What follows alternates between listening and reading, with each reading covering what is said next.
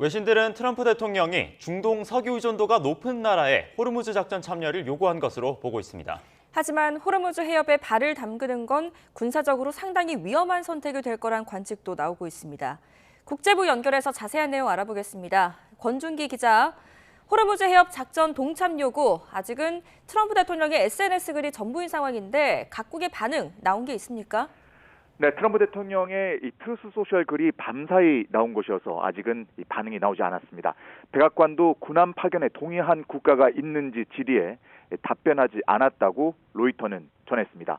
다만 마크롱 프랑스 대통령은 지난 9일 동지중해 섬나라 키프로스를 방문한 자리에서 호르무즈 선박 안전 보장 문제를 언급했습니다. 유가 안정을 위해 호르무즈에서 방어적인 호위임무를 준비해야 한다고 말했지만 시점은 분쟁이 진정된 뒤라며 해군 투입 시점에 조건을 달았습니다. 들어보시죠. Et l'objectif, ce serait, quand il y a une baisse de ces conflits, de manière totalement pacifique, de pouvoir escorter des tankers, des porte-conteneurs et de rouvrir la route du gaz et du pétrole en sortie d'Ormuz pour aller alimenter les marchés mondiaux. 영국 국방부 대변인은 로이터에 호르무즈 선박 운항의 안전을 보장하기 위한 다양한 선택지들을 동맹, 파트너국과 논의하고 있다고 말했습니다. 트럼프 대통령 요구에 즉답을 내놓기보단 현재 상황을 살펴보겠다는 이 조심스러운 입장을 밝힌 것으로 보입니다. 네, 한국과 일본 등 아시아 국가의 셈법은 좀 더 복잡하겠죠? 네, 파이낸셜 타임스는 다음 주 트럼프 대통령을 만나는 다카이치 일본 총리의 고민이 깊을 것이라는 내용의 기사를 썼습니다.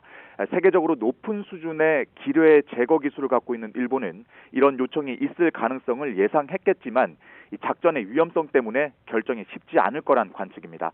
특히 집단적 자위권을 일부 허용한 2015년 법 개정으로 호르무즈 작전에 참여할 수 있는 법적 기반이 마련됐고 또 중동 석유 의존도도 높다는 점에서 거절하기가 쉽지 않을 거라고 신문은 내다봤습니다.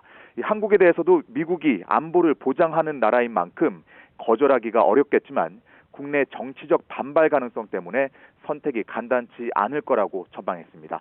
트럼프 대통령이 동맹이 아닌 중국에 도움을 요청한 배경도 관심인 가운데 중국 정부는 사실상 트럼프 발언을 일축했습니다. 류펑이 주미 중국 대사관 대변인은 상황이 계속 악화되는 것을 막고 분쟁이 확산되는 것을 방지하기 위해 군사작전을 즉각 중단할 것을 촉구한다고 답했습니다. 호르무즈 해협 호위 작전의 위험성이 크다는 분석도 나오고 있죠.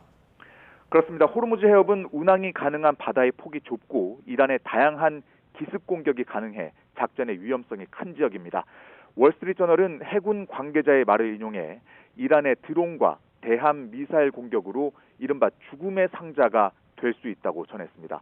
또 선박 하나가 지나려면 적어도 군함 2척이 필요해 수천 명의 병력이 몇 달간 작전에 투입돼야 한다며 이란의 모기 함대라고 불리는 소형 고속종의 공격이 특히 큰 위험이라고 분석했습니다.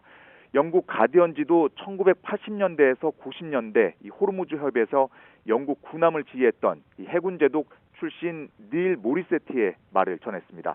현재 호르무즈 해협의 군사적 위협 수준이 매우 높고 위험이 너무 커서 이 군사작전에 들어가기는 적절하지 않다는 내용입니다. 앞서 이란 최고 지도자로 선출된 모주타바 하메네이는 호르무즈 해협 봉쇄를 지렛대로 계속 활용해야 한다며 철저한 차단을 거듭 지시했습니다. 지금까지 국제부에서 YTN 권준기입니다.